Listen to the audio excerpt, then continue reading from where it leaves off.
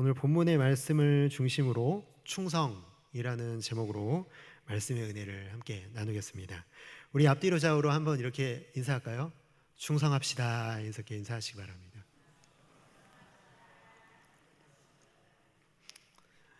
여러분, 충성하면 뭐가 떠오르시나요?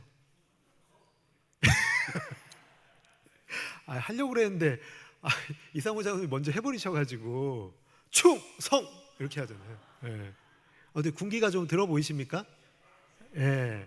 제가 또 한 군기 했거든요. 근데 참 제가 군대 있을 때 충성이란 말을 왜 만나 이렇게 지나가는 뭐 선임병이나 뭐 장교들 보면 항상 충성 하고 인사를 했거든요. 항상. 그래서 몇 번이나 했을까 세보면은 못 세겠어요. 너무 많이 해가지고 정말 충성이란 말을 정말 많이 한 것 같습니다.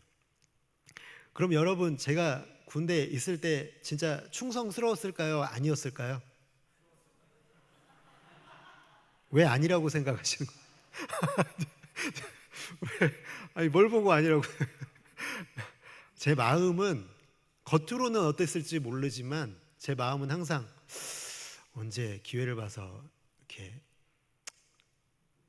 집에 가려고 타령 맨날 그런 생각하고 있고, 뭐 이렇게 줄 서는 거 아시죠?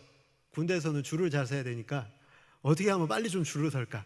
맨날 이런 생각하고 하여튼 제 마음이 사실은 정말 솔직하게 고백하면 충성스러운 군인은 아니었던 것 같아요. 참, 그렇습니다. 그렇지만 여러분, 오늘 본문의 말씀에 등장하는 룻이라는 여인은 군인도 아닌데 정말 충성스럽죠. 그 16절 말씀에 보면은 어떻게 이런 고백을 할 수가 있는지, 16절, 17절 정말 무서울 정도의 충성심으로 이렇게 무장을 하고 이렇게 고백하고 있는 룻의 모습이 나타나 있습니다. 자, 그러면은 여러분 한번 생각해 봐야 될 게, 과연 룻이라고 하는 이 여인은 어떻게 이런 충성을 할 수 있었을까요? 저는 항상 그렇게 생각을 하거든요. 충성합시다. 제가 인사하시라고 했는데 정말 충성합시다 해가지고 충성이 되나요? 되시나 보네요, 다들. 그렇지 않죠. 사실은 왜 충성해야 되지? 여기에 대한 동기가 부여가 되지 않으면 사실 아무리 우리가 충성합시다, 우리 충성스러운 사람들이 됩시다, 이런 얘기들은 결국에는 그냥 공허한 외침이 될 수밖에 없다라는 것입니다. 오늘 그래서 충성이 무엇인가, 이 질문을 우리가 오늘 이 본문 속에서 던져보고 룻이라고 하는 이 여인이 우리에게 들려주는 그 충성에 대한 내용, 본문의 내용을 살펴보면서 그 답을 함께 찾아보는 시간이 되길 원합니다. 여러분, 룻기는 너무 잘 알고 계시죠? 이 본문의 내용, 우리가 읽은 이 본문의 내용을 보면은 이제 오르바라는 이 며느리가 돌아갑니다. 이 나오미가 권유를 하죠. 이제 이 두 며느리가 처음에는 이제 이스라엘로 돌아가려고 하는 시어머니를 따라왔죠. 따라왔는데 오르바라고 하는 며느리, 아마도 큰 며느리는 돌아간 것 같고, 둘째 며느리 룻이라고 하는 이 작은 며느리는 끝까지 이 나오미를 쫓아오고 있는데, 그 결단이 참 대단하죠. 어머니, 저 가라고 하지 마세요. 저는 이제 어머니가 가시는 곳에 저도 가고, 어머니가 죽으시는 곳에 저도 죽어서 묻힐 겁니다. 어머니의 백성이 나의 백성이 되고, 어머니의 하나님이 나의 하나님이 됩니다. 이런 고백을 하면서 절대 이제 얘기하지 말라고, 나는 끝까지 어머니와 함께 하겠다는 이 충성의 고백을 하죠. 그런데 여러분, 정말 이런 고백이 쉽게 나오나요? 여러분, 우리 여기 계신 우리 여성분들, 시어머니와 제가 죽기까지 함께하고 시어머니가 죽어서 묻히는 곳에 저도 묻히고 이런 고백 하십니까? 하신다고 그냥 얘기하셔요. 혹시 같이 계실 수도 있잖아요, 여기. 그럼 어떻게 하시려고? 끝까지 같이 간다고 얘기하셔야죠. 근데 이게 쉽게 나오는 고백은 아니죠. 옛날 어른들 말씀대로 한다면은 그런 거잖아요. 이게 딱 보고 그냥 딱 봐도 뭐 고생문이 훤하네, 이런 상황 아닙니까? 그냥 따라가면 이 룻이라는 여인의 삶은 고생문이 훤한 게 너무 눈에 뻔히 보이는 상황이잖아요. 돌아가는데 왜 그렇습니까? 나오미는 시어머니는 어디 사람이에요? 이스라엘 사람이에요. 고향으로 돌아가고 있어요. 그런데 며느리는 어디 사람이에요? 예, 모압이라는 이방의 사람이에요. 성경에 나타난 이방인에 대한 이 유대인의 인식은 예수님이 수로보니게 여인에게 대하시는 행동을 보면 알 수 있죠. 딸을 고쳐달라고 하니까 예수님이 뭐라고 대답하세요? 내가 자녀에게 줄 떡을 개에게 주지 않겠다, 이렇게 말씀하시잖아요. 그러니까 개 취급을 하고 있을 정도로 이 이방인에 대한 이 유대인의 인식은 너무 이제 뭐 굉장히 안 좋은 상황인데, 여러분 이렇게 시어머니를 따라서 모압 여인이 이스라엘에 가요. 그럼 어떻게 될까요? 안 좋겠죠. 네. 뭐 좋은 대우를 받을까요? 아니, 남편 죽었어요? 시아버지도 죽었어요? 그런데 이 며느리가 시어머니를 따라와요. 그게 여러분 눈에 좋아 보이는 상황입니까? 아닙니까? 이게 너무 안 좋으니까 나오미도 권유를 하는 거죠. 아, 나 따라오지 마라. 너 여기 오면은 너 고생문이 훤하다. 너 오는 즉시 사람들이 너에 대해서 얼마나 많은 얘기를 하겠냐, 뭐 이런 얘기 하겠죠. 야, 저 여자야? 모압에서 왔다는 여자가 저 여자야? 야, 근데 남편이 죽었대. 아니, 왜 죽었대? 뭐 이러면서 막 상상의 나래를 펴면서 막 이미 남편은 이미 룻이 죽였다, 뭐 이렇게 뭐 얘기가 나오겠죠. 얼마나 많은 또 얘기들이 나오겠습니까?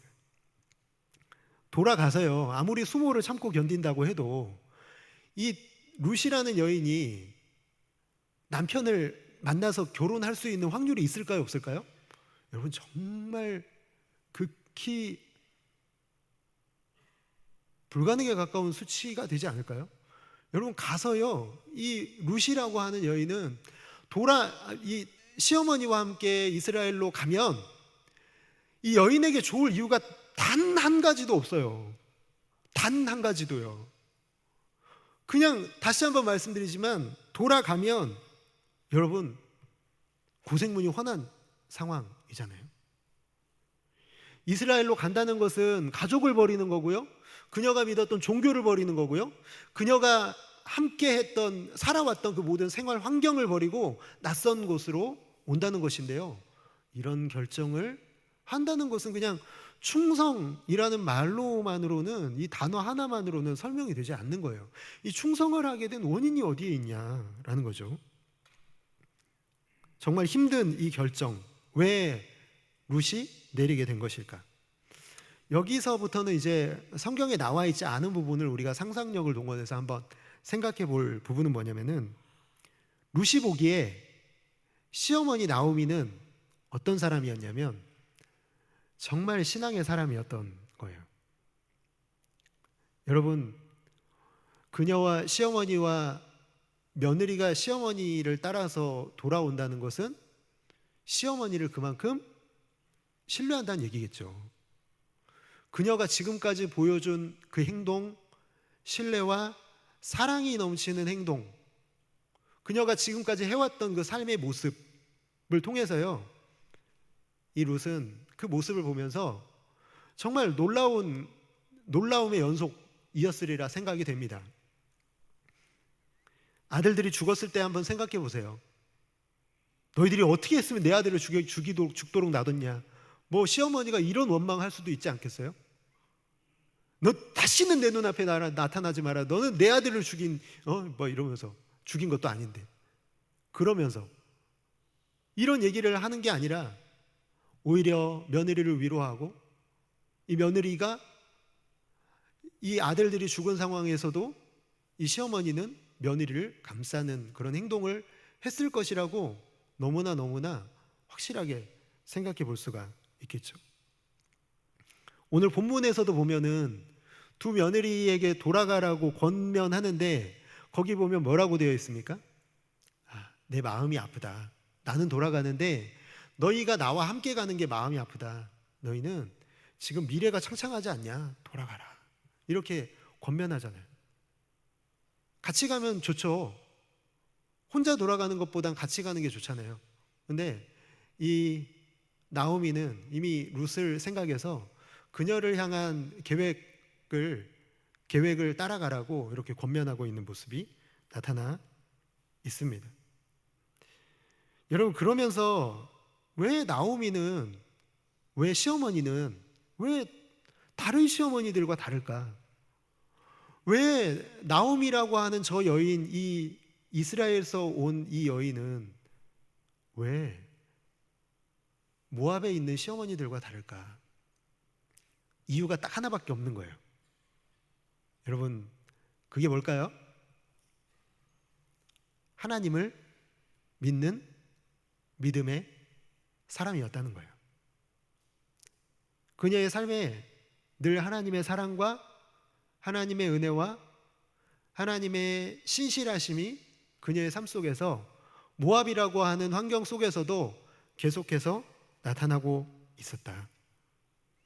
하나님의 존재에 대한 믿음이 이방 땅의 힘들고 어려운 환경 속에서도, 남편 죽고 아들까지 다 죽는 상황 속에서도 여전히 인간다운 삶을 포기하지 않고 하나님을 믿는 그 믿음의 역사가 그녀의 삶 속에서 드러나고 있었기 때문에 룻이라고 하는 이 며느리, 이방의 며느리가 그녀의 하나님을 보면서 마음속에서 충성을 다짐하게 되었을 것이라고 생각할 수가 있습니다.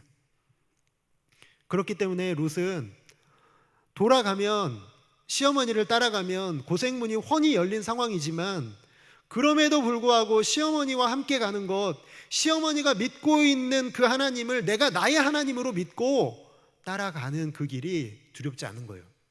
그 가치가 훨씬 크다는 겁니다. 이걸 내가 피하는 것보다 시어머니 그 믿음의 여정에 나도 함께 하고 싶다라는 그 마음이 룻의 마음에 자리 잡았다라는 것입니다. 우리 사랑하는 목자님들, 이곳에 계신 우리 목자님들, 여러분 모두가 나오미와 같이 충성을 삶으로 보여줄 수 있는 여러분 다 되시기를 주님의 이름으로 축복합니다.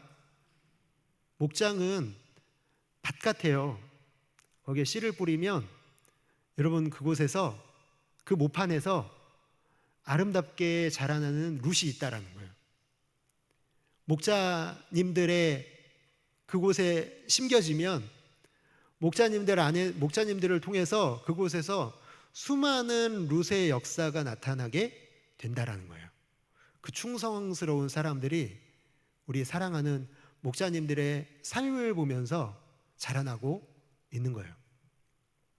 어느 날 갑자기 그냥 말로 한다고 충성스러운 사람들이 자라나는 게 아니에요.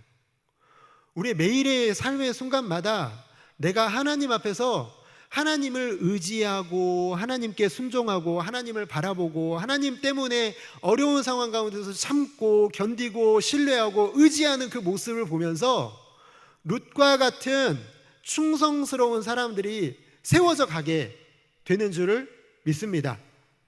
오늘 옆에 계신 우리 목자님들 한번 이렇게 인사해 주시겠어요?